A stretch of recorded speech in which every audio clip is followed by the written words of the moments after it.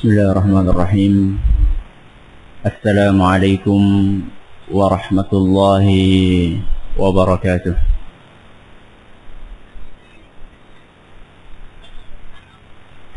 Innal hamdalillah nahmaduhu wa nasta'inuhu wa nastaghfiruh wa na'udzu billahi min shururi anfusina wa min sayyiati a'malina.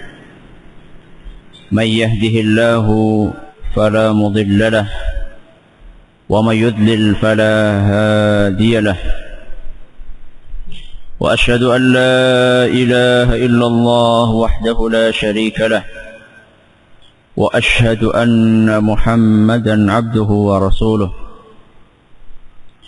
يا أيها الذين آمنوا اتقوا الله حق تقاته ولا تموتن إلا وأنتم مسلمون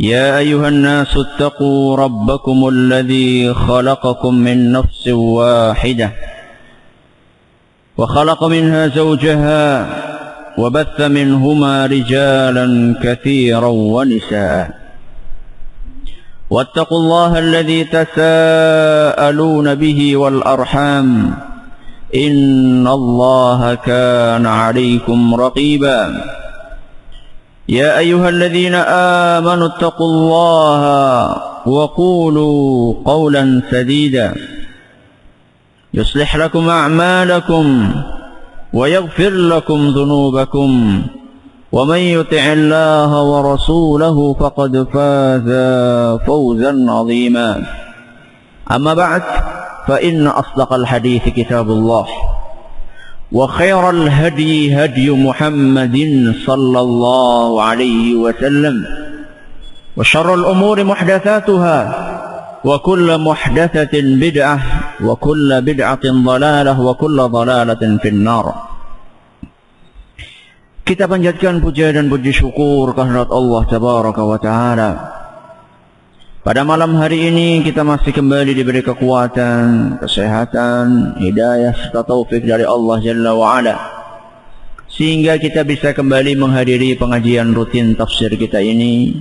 Kita berharap semoga Allah Jalla wa'ala berkenan untuk melimpahkan kepada kita semua ilmu yang bermanfaat, sehingga bisa kita amalkan sebagai bekal untuk menghadap kepada Allah Jalla wa'ala. Amin ya rabbal alamin. Salam dan salam semoga selalu tersanjungkan ke Nabi besar kita Muhammad sallallahu alaihi wasallam, kepada para sahabatnya, keluarganya dan umatnya yang setia mengikuti tuntunannya hingga hari akhir nanti. Kaum muslimin dan kaum muslimat yang kami hormati, ini adalah bagian yang kedua dari pengajian tafsir surat An-Nas. Pada pengajian yang telah lalu kita telah membahas beberapa poin yang merupakan pendahuluan sebelum kita memasuki tafsir surat An-Nas. Poin-poin tersebut adalah nama-nama surat An-Nas, kemudian sebab diturunkannya surat An-Nas dan keutamaan surat An-Nas. Seperti biasanya sebelum kita memasuki pengajian atau materi pengajian pada malam hari ini, kita akan sedikit mengulang apa yang sudah kita pelajari pada pertemuan yang telah lalu. Poin yang pertama adalah nama-nama surat An-Nas. Saat itu kita sebutkan berapa nama? 2. Nama yang pertama apa? Qul a'udzu birabbin nas. Ini diambil dari ayat yang keberapa? Yang pertama. Jadi boleh saja kita mengatakan surat apa yang dibaca? Surat Qul a'udzu birabbin nas. Boleh. Karena itu adalah salah satu nama dari surat apa? An-Nas. Itu yang pertama. Yang kedua, surat apa? Al-Mu'awwidhatan. Ini bergandengan dengan surat apa? Al-Falaq. Al-Falaq dan An-Nas digandeng karena dua surat ini bagaikan dua sejoli, digandeng dinamakan Al-Mu'awwidhatani. Apa artinya? Dua bacaan apa? Perlindungan. Dua bacaan perlindungan. Ini poin yang pertama, nama-nama surat An-Nas. Poin yang kedua, sebab diturunkannya surat An-Nas. Pada pengajian yang telah lalu kita telah menyebutkan bahwa sebagian ulama seperti Imam Ibnul Arabi, Al-Qurtubi, Al-Wahidi dan As-Suyuti menyebutkan bahwasanya sebab diturunkannya surat An-Nas adalah apa? Peristiwa disihirnya Nabi Sallallahu Alaihi Wasallam oleh siapa? Seorang Yahudi yang bernama siapa? Labid, yang bernama Labid bin Al-A'sam. Dan ini disebutkan dalam suatu hadis yang diriwayatkan oleh Abd ibn Humaid dan sanadnya dinilai sahih oleh Syekh Salim Al-Hilali dan Syekh Muhammad Al-Nasr. Kemudian poin yang terakhir pada pengajian telah lalu kita menyebutkan keutamaan surat An-Nas.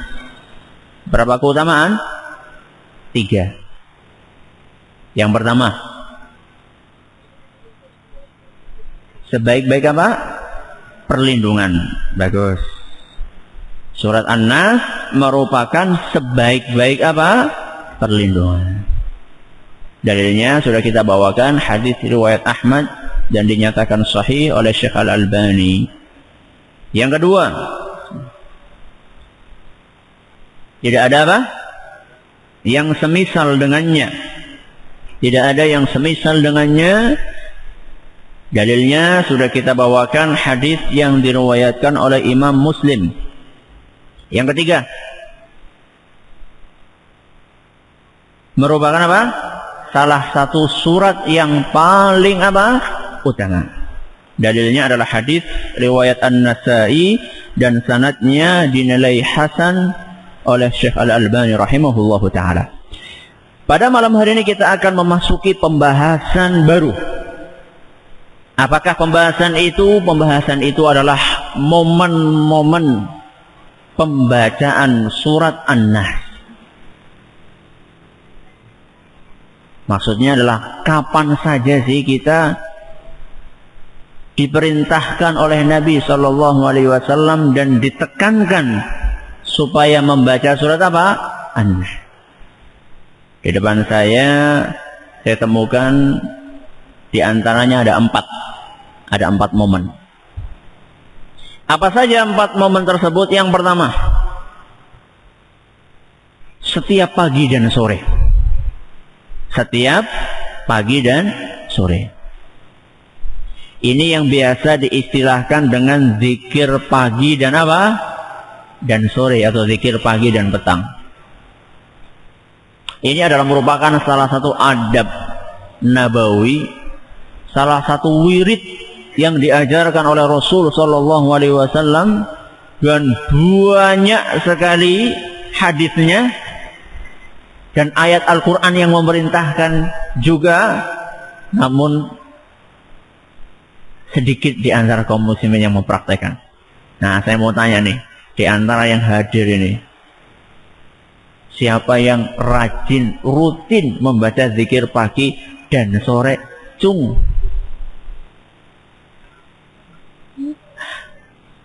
Kenapa takut ngacung? Takut riak ya? Apa pancen orang maca? Lah zikir tuh bar salat subhanallah 33, alhamdulillah 33, Allah akbar 33, wis gue cukup. Ini zikir pagi dan petang ini luar biasa. Manfaatnya itu luar biasa, dunia akhirat. Gak cuma akhirat saja, dunia pun banyak manfaatnya. Dan zikir pagi dan petang ini banyak sekali bacaan-bacaannya. Ada bahkan dikumpulkan dalam satu buku. Bayangkan, satu buku isinya Quran apa? zikir pagi dan petang. Lah Ustaz yentong waktunya ya kalau mata zikir tok. Subhanallah. Kalau dibaca semuanya itu paling-paling setengah jam. Pol. Ya, kalau dibaca semuanya itu. Cuma setengah jam. Lawang dopokan 3 jam be ora kerasa. Cuma diminta setengah jam, Masya Allah. Pelit sekali. Belum lagi orang yang nonton film India 4 jam. Orang menyat-menyat yang bisa. Setengah jam dari waktu kita. Diminta untuk zikir pagi petang. Dan manfaatnya kembalinya buat kita. Manfaat zikir pagi itu dan petang kembalinya buat kita. Kapan Ustaz dibaca zikir pagi dan petang itu? Dibacanya kalau pagi itu adalah mulai dari masuknya waktu subuh. Mulai dari masuknya waktu subuh. Ya, terbitnya fajar shadiq lah. Terbitnya apa? Fajar shadiq. Itu sudah mulai start boleh baca apa? Zikir pagi. Finishnya kapan? Waktu terakhirnya adalah terbitnya matahari. Ya, monggo jenengan hitung itu kira-kira berapa lama itu? Mungkin hampir 2 jam atau 1,5 jam lah. Ya. Cukup lama, rentang waktunya itu cukup lama. Jadi kita diberi keluasan untuk membaca zikir tersebut ini di pagi hari. Sore hari itu mulai waktu membacanya adalah masuknya waktu asar. Masuknya waktu apa? Asar sampai masuknya waktu maghrib, terbenamnya matahari. Faidah atau manfaat ukhrawiyah itu salah satu yang akan mengantarkan kita ke surga dan menyelamatkan dari api neraka. Manfaat duniawi yang akan didapatkan oleh orang yang rajin membaca zikir pagi dan petang, dia akan mendapatkan penjagaan dari Allah Subhanahu wa taala. Ibarat kita punya satpam, punya tameng, punya benteng. Kalau siang hari kita ingin terus dilindungi, maka baca zikir pagi. Pagi yang kita baca tadi, zikir yang kita baca di pagi hari tadi, ini akan melindungi kita sampai sore hari. Sehari muput akan dilindungi. Kalau kita ingin dilindungi malam hari, bacalah zikir yang apa? Sore. Jadi kalau kita baca sore mulai dari maghrib sampai subuh kita akan terus dilindungi oleh Allah Subhanahu wa taala. Di antara bacaan yang banyak itu Qul a'udzu birabbin nas. Dalilnya apa Ustaz? Dalilnya hadis yang diriwayatkan oleh Imam Abu Dawud. Dan isnadnya dinyatakan hasan oleh Syekh Ibnu Baz rahimahumullah an Abdullah ibn Khubayb radhiyallahu anhu qala Abdullah bin Khubayb radhiyallahu anhu bercerita kharajna fi lailatin matirin wa dhulmatin shadidah natlubu Rasulullah sallallahu alaihi wasallam liyusalli lana. Pada suatu malam yang gelap gulita dan hujan. Ini Abdullah bin Khubayb salah seorang sahabat Nabi cerita. Pada suatu malam yang gelap gulita dan hujan, kami yaitu para sahabat Nabi keluar untuk mencari Rasul sallallahu alaihi wasallam. Rasul enggak ada. Mereka mencari Rasul sallallahu alaihi wasallam agar beliau mengimami salat. Fa adraknahu. Setelah mencari ke sana kemari kami temukan Rasul sallallahu alaihi wasallam. Begitu kami temukan qala Rasulullah sallallahu alaihi wasallam bersabda as-sallaitum. Apakah kalian sudah salat? Ya belum karena mereka nunggu siapa? Rasul sallallahu alaihi wasallam. Kemudian Rasul bersabda, "Qul bersabda kepada Abdullah bin Khubayb, ucapkanlah. Abdullah bin Khubayb enggak menjawab. Lawang suruh ucapkan tapi tidak disebutkan apa yang dia ucapkan. Kata Abdullah bin Khubayb, falam aqul syai'an. Saya pun tidak mengucapkan apa-apa, lawang saya enggak tahu apa yang diperintahkan untuk diucapkan. Summa qala qul falam aqul syai'an. Kemudian Nabi kembali mengulang kedua kalinya, ucapkanlah. Abdullah bin Khubayb enggak jawab apa-apa, lo enggak tahu apa yang diucapkan. Tsumma qala qul. Yang ketiga kalinya Nabi kembali mengatakan kepada siapa? Abdullah bin Khubayb, ucapkanlah. Nah, Abdullah bin Khubayb udah ketiga kalinya dia balik bertanya, ya Rasulullah, ma aqul. Apa yang harus saya ucapkan wahai Rasul? Tanya siapa? Abdullah bin Khubayb. Qala, Rasulullah sallallahu alaihi wasallam menjawab, qul, ucapkanlah, qul huwallahu ahad wal mu'awwidhatani. Nah, apa ini? Qul a'udzu birabbil falaq sama apa? Qul a'udzu birabbin nas. Kata Nabi, ucapkanlah apa? Qul a'udzu birabbil falaq, qul a'udzu qul huwallahu ahad, qul a'udzu birabbil falaq sama apa? Qul a'udzu birabbin nas. Hina tumsi wa hina tusbih 3 marrat. Ucapkanlah 3 surat ini setiap sore dan setiap apa? Pagi 3 kali. Berapa kali? 3 kali. Qul huwallahu ahad 3 kali, kemudian falak 3 kali, terus apa? Nas 3 kali. Apa manfaatnya? Takfika min kulli syai'. Bacaan ini akan melindungi kamu dari segala sesuatu. Itu manfaat duniawinya, ya. Jadi kita akan dilindungi oleh Allah Subhanahu dari segala sesuatu. Bayangkan segala sesuatu macam-macam. Kita keluar rumah, segala sesuatu, ya segala sesuatu. Anak rampok, anak kecelakaan, anak copet, anak garong, apalagi? Hah? Anak polisi? Nek orang nggo helm ya pada kena. Apalagi? Santet, uda, kalajengking, apalagi? Banyak. Ini siang hari, malam hari juga banyak. Malam hari sama saja. Ini kata Nabi sallallahu alaihi wasallam, takfika min kulli syai', akan melindungi kamu dari segala sesuatu. Nah, priwe? Diwaca ora iki? Nek wis ngaji iki ora diwaca kebangetan. Nah, nek wingi ono dereng ngertos Ustaz. Oh ya alhamdulillah, siki wis ngerti jajal. Praktekan ya. Baca kulhu, falak, nas berapa kali? 3 kali. Kapan? Setiap pagi dan sore. Kita terapkan dalam diri kita. Setelah kita terapkan dalam diri kita, biasakan keluarga kita. Istri dan siapa? Anak-anak kita.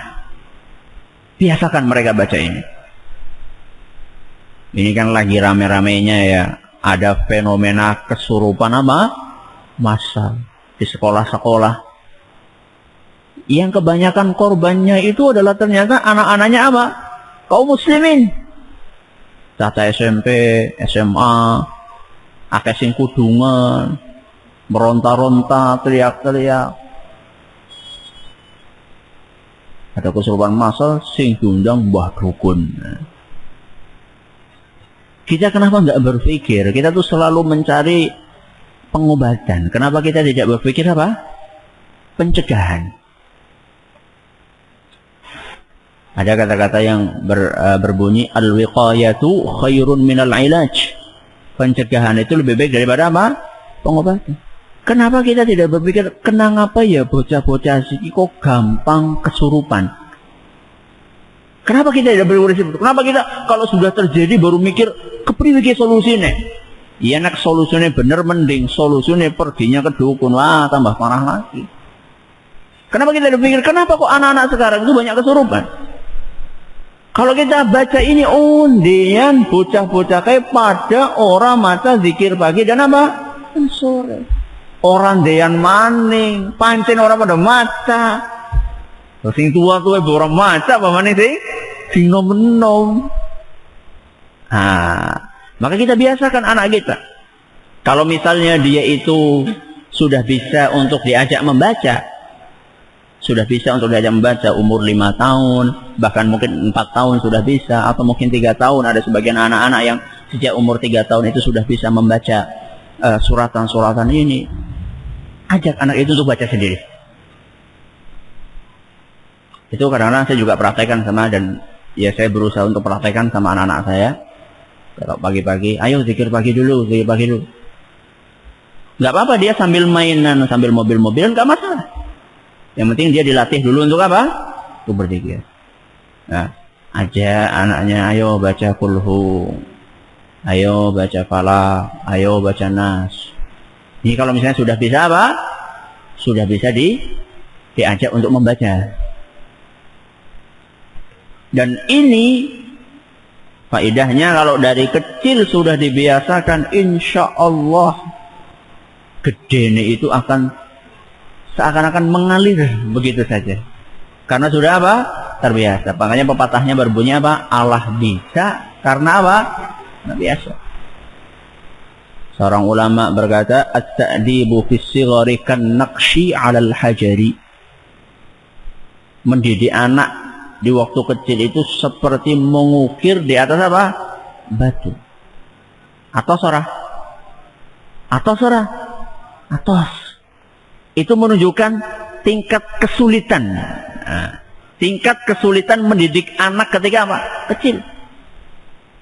Karena yang namanya bocah ya, dia mengatakan siji itu ya mungkin nanti besoknya lupa lagi. 2, 3 kali, berapa kali Ustaz? Wis ping telu dia mau ping telu kurang apa-apaan nih Mas. 10 kali, 50 kali, 100 kali. Enggak apa-apa. Tapi lihat nanti ukirannya itu akan membekas seperti ukiran apa? Batu. Kesel saja. Ya kesel lah duwe anak darane kurung gawe tok apa? Ya tidak. Mendidiknya itulah amanat. Itu kalau sudah bisa baca. Kalau belum bisa baca bagaimana Ustaz? Umur 1 apa? 1 bulan, umur 2 bulan, umur 1 tahun belum bisa baca. Anda yang bacakan. Jenengan yang bacakan. Baca kulhu, falaq, nas, kemudian disebulkan, kemudian diusapkan ke siapa? Ke anak-anak kita. Nah ini insya Allah anak-anak kita itu akan terjaga. Nah, terutama para dai, para guru, para ustadz yang berusaha untuk menegakkan tauhid, memerangi kesyirikan. Itu kan banyak musuhnya ya. Banyak musuhnya. Musuhnya siapa? Ya dukun, paranormal. Nah, mereka menghalalkan segala cara. Ora kena ustate yang sing diincer apa? Anaknya. Dan itu kejadian sering. Nah, ustadz-ustadz itu atau kiai-kiai yang gigih memperjuangkan tauhid, anaknya kadang-kadang kesurupan, kadang-kadang nangis terus orang mandek-mandek. Kalau misalnya kita ingin anak kita juga terjaga, zikiri pagi dan apa? Sore. Ini momen yang pertama, setiap pagi dan sore. Yang kedua, setelah sholat 5 waktu.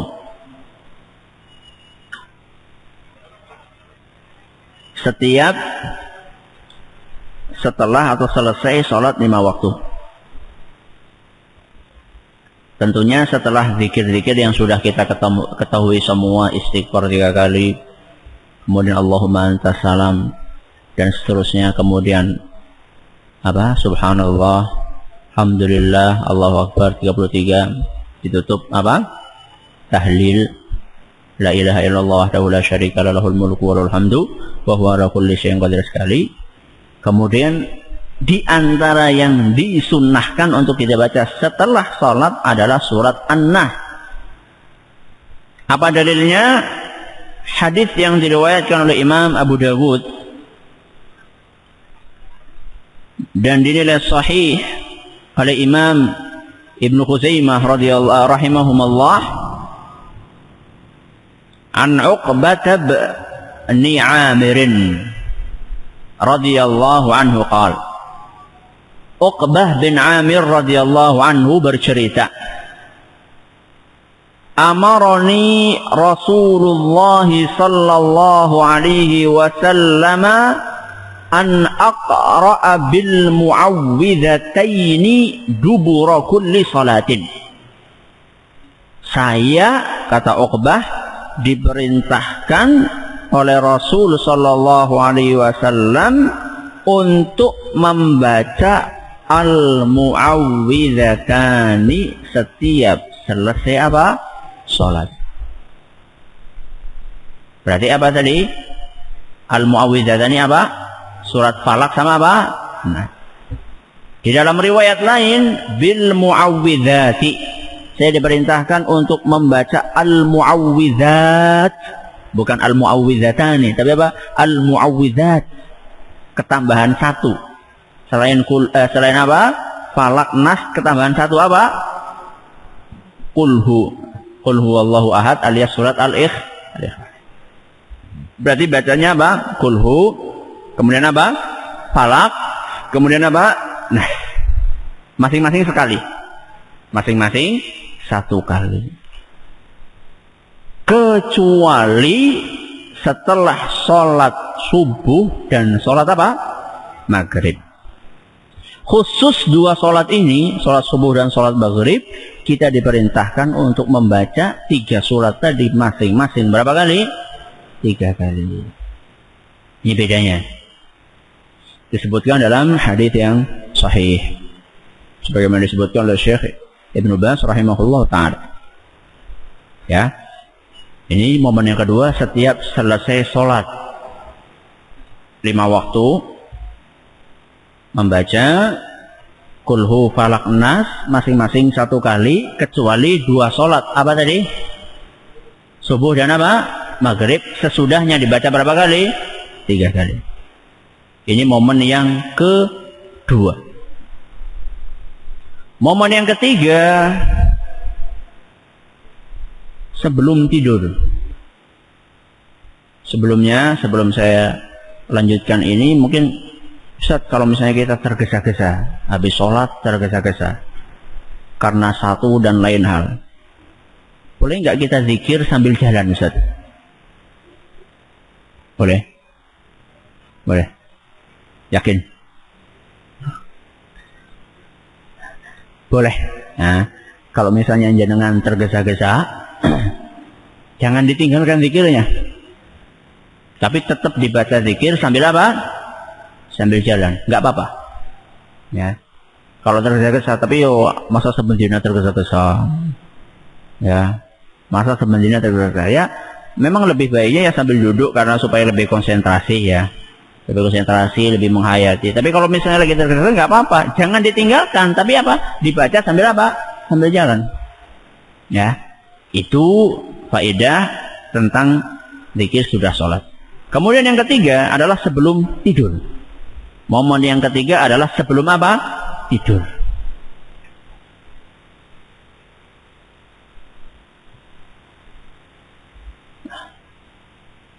Jadi sama, sebelum tidur itu juga banyak wiridnya sebenarnya, ya. Kalau kita kan bismika Allahumma apa? Amutu wa ahya, langsung leder. Anak maning langsung gabruk, langsung wer. Mata bismika Allahumma amut wa ahya atau bismika Allahumma ahya wa amut saja ora. Padahal ukur pirang menit sih mata bismika Allahumma amut wa ahya? Pirang menit? Semenit orang ngasih. Orang ngasih semenit. Paling cuma berapa detik gitu ya. Itu pun gak dibaca. Apa menikon maca An-Nas lah sempat. Zikir sebelum tidur itu banyak loh. Kita ingat gak dulu ketika pembahasan masalah hamdalah? Sebelum tidur kan disunahkan kan? Berapa kali? Ini sudah ngambil makalah apa belum ini? Udah Ustaz, tapi urung diwaca. Asal aja gue bungkus kacang we ya. Itu kan kita masih ingat. Saat itu kita ajarkan di antara zikir sebelum tidur itu baca apa? Subhanallah 33. Terus apa? Alhamdulillah 33. Terus apa? Allahu Akbar berapa kali? 34. Nah. Ada lagi Ustaz. Istiara maning. Ada baca Nabi SAW itu. Jadi kalau misalnya jenengan itu susah tidur, daripada gelebak kanan kiri ya. Senam di atas apa? Kasur. Ganti posisi kanan kiri.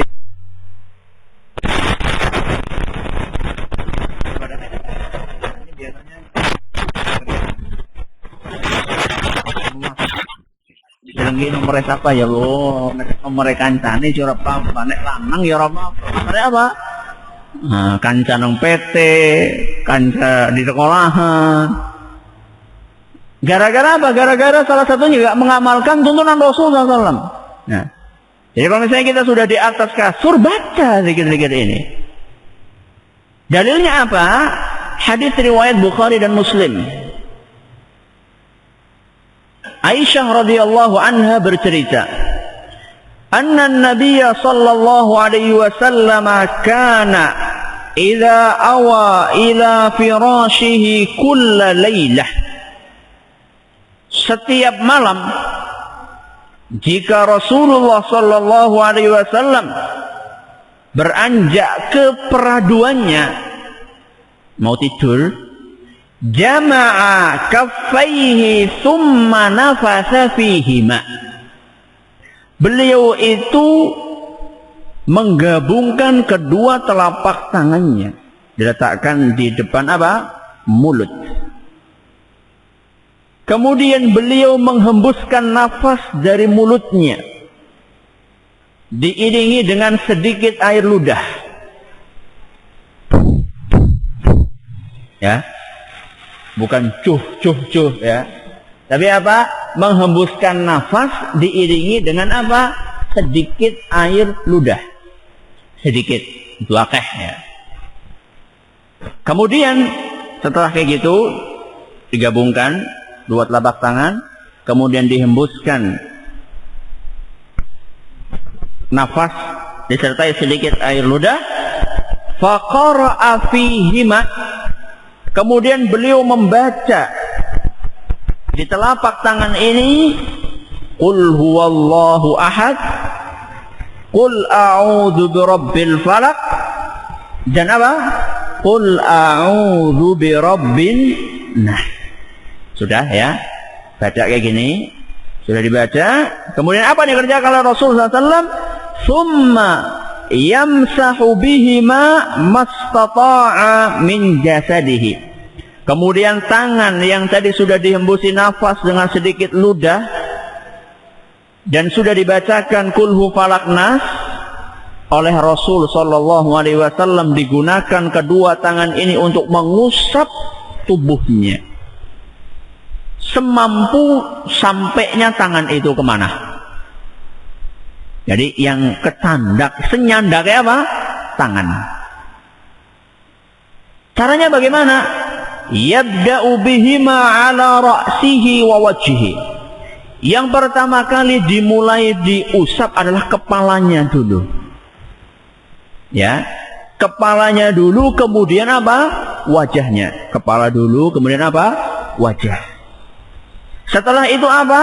Wa ma aqbala min jasadihi, kemudian bagian depan apa? Tubuhnya. Jadi setelah kepala, kemudian apa? Muka, kemudian apa?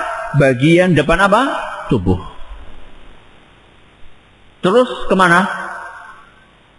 Hah? Ya belakang. Dari depannya tinggal apa? Belakang. Apalagi ya? Ya dari dan semampunya. Jadi segutule tangan gue gutulkan di.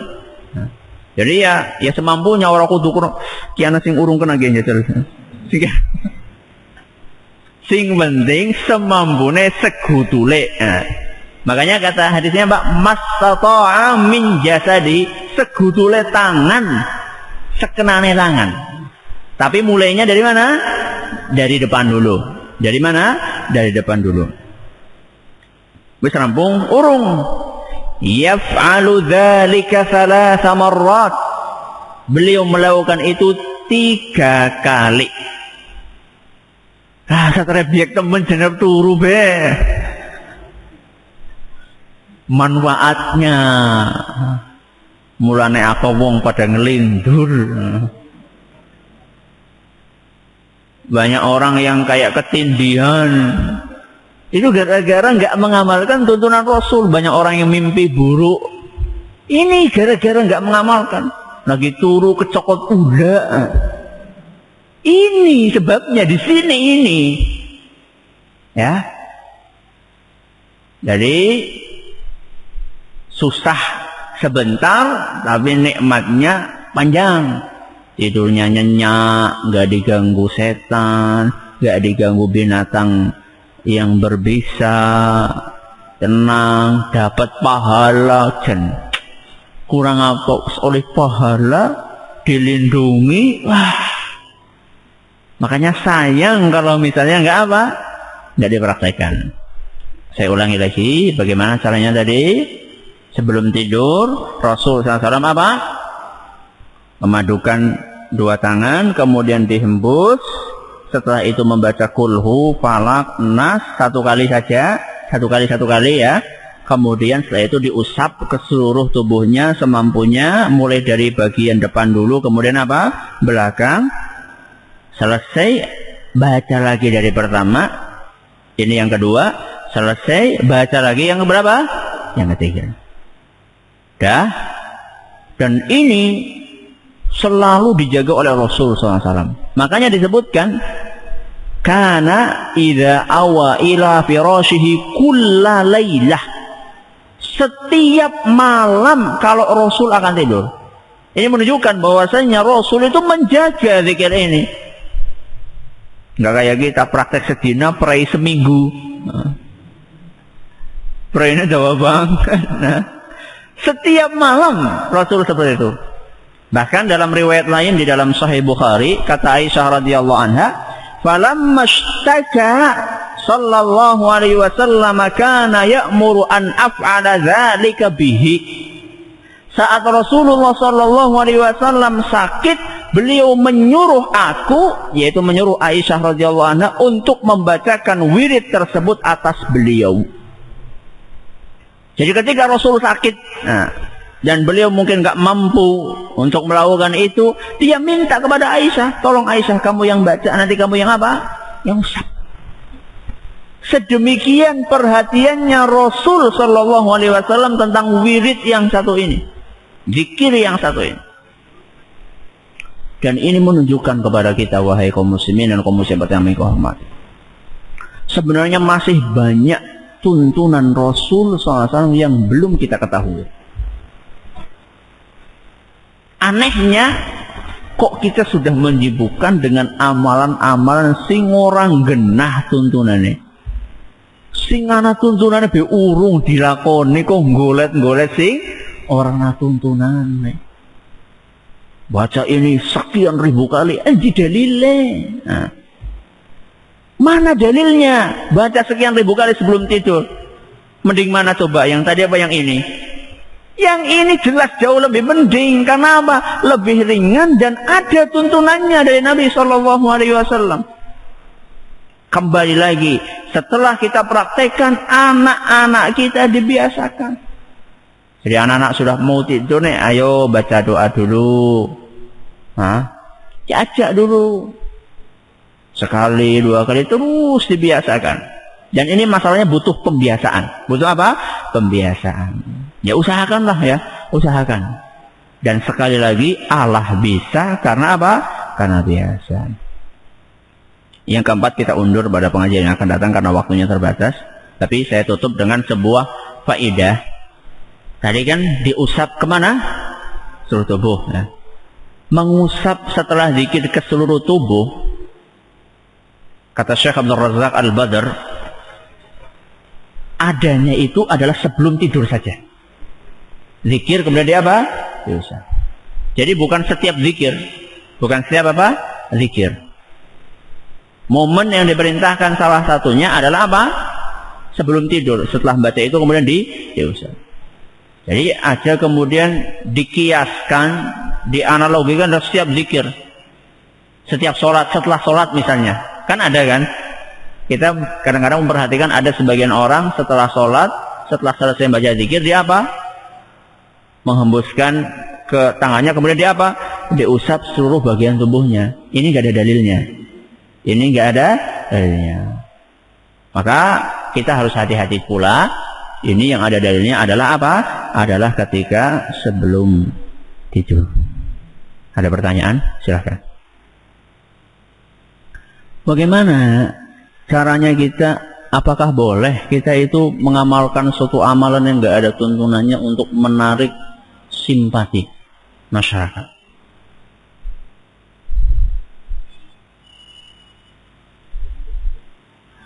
Saya analogikan dengan seseorang yang hidup di komunitas pencuri. Komunitas apa? Pencuri. Kabehan maling, perkampungan maling. Anda adalah merupakan pendatang di situ dan Anda bukan maling. Ketika hidup di komunitas apa? Maling. Bolehkah kita menarik simpati mereka dengan kita menjadi maling? Boleh nggak? Boleh nggak? Boleh? Gak boleh. Karena maling adalah pekerjaan yang tercela. Jadi kita itu nggak boleh mengorbankan prinsip untuk menarik hati orang. Itu nggak boleh. Cermati kata-kata saya, mengorbankan prinsip. Ya. Prinsip itu ya yang wajib, yang haram. Gak boleh mengerjakan yang haram demi menarik hati orang, atau meninggalkan yang wajib demi apa? Menarik hati orang. Kasih garis bawah, wajib dan apa? Haram. Nah, kalau sunnah ini masih bisa ditolerir. Meninggalkan sunnah dalam beberapa kondisi untuk menarik apa? Hati sebagian orang. Tapi kalau sudah kaitannya dengan suatu amal yang nggak ada tuntunannya dari Rasulullah SAW alias bid'ah, boleh kita melakukannya. Loh Ustaz, apa nanti kita nggak dijauhi oleh masyarakat? Nah, timbul pertanyaan berikutnya, bisakah kita memadukan antara mempertahankan prinsip dengan berinteraksi dengan masyarakat? Bisa nggak? Bisa nggak? Bisa, dan sangat bisa. Bukan hanya bisa, sangat bisa. Kita bisa memadukan antara dua hal. Yang pertama, mempertahankan prinsip. Yang kedua, bermasyarakat. Sangat bisa. Gimana caranya Ustaz? Kalau acara-acara yang nggak ada tuntunannya, nggak usah dihadiri karena ini prinsip. Tapi kalau misalnya acara-acara yang mubah, contohnya apa? Kerja bakti, resik-resik, got, apalagi? Apa? Rapat RT, rapat RW, dharma wanita, pemaning. Ini kan acara-acara yang mubah. Monggo silakan ikut. Itulah peluang kita untuk bermasyarakat. Atau acara-acara yang hukumnya wajib dalam agama tapi bermuatan kemasyarakatan, artinya interaksi sama, seperti apa? Sholat 5 waktu. Itu kan wajib tapi ada buah kemasyarakatan, karena kita sering apa? Ketemu. Sholat Jumat. Sama yang amalnya hukumnya sunnah, seperti takziah. Nah, ada orang yang meninggal apa? Takziah. Atau ada orang yang sakit dijenguk. Atau ada orang yang keseripahan, butuh utangan, kita utangi. Dan sekian banyak pintu untuk berinteraksi dan bermasyarakat. Jadi ketika kita tidak menghadiri acara itu bukan berarti kemudian RT-an ya ora, kerja bakti ya ora, takziah ya ora. Oh salah mas. Ini prinsip ini ya sebaiknya bahkan mungkin seharusnya dilakukan. Karena itulah pintu kita untuk berinteraksi dengan masyarakat. Ketika kita sudah menentukan ini prinsip, ini adalah salah satu cara kita untuk bermasyarakat, saat itulah masyarakat sedikit demi sedikit, lambat laun akan paham akan karakter kita. Oh pakai gue nak acara kayak dia pancen ora gelem rawuh sebagai prinsip. Justru saat itulah orang tersebut akan dihormati oleh masyarakat. Kenapa? Karena dia seorang yang punya apa? Prinsip. Kalau orang sing kayak air di atas daun apa? Talas. Ngidul meru apa? Ngidul. Ngalor meru apa? Ngalor. Mbuh mengdi. Ngalornya mbuh mengdi. Mbuh nonton ebek. Mbuh nonton apa? Asal melu bae. Ini justru orang yang tidak punya prinsip. Dan harganya itu murah di masyarakat. Karena cuma ikut-ikutan. Tapi orang yang punya prinsip. Dan dia bisa bermasyarakat dengan baik. Insya Allah justru orang yang seperti ini akan dihormati oleh masyarakat. Dan yang lebih penting dari itu mendapatkan apa? Ridho dari Allah subhanahu wa ta'ala. Kata Aisyah radhiyallahu anha, barang siapa yang mencari keridhaan Allah, meskipun mendatangkan kemurkaan manusia, Allah akan ridho kepada dia dan Allah akan menjadikan manusia suka sama dia. Kebalikannya, barang siapa yang mencari keridhaan manusia dengan melakukan sesuatu yang dimurkai oleh Allah, maka Allah akan murka kepada orang tersebut dan menjadikan orang-orang itu benci kepada orang tadi. Wallahu ta'ala a'la wa alam. Subhanakallahumma wa bihamdika asyhadu an la ilaha illa anta astaghfiruka wa atubu ilaik. Wassalamualaikum warahmatullahi wabarakatuh.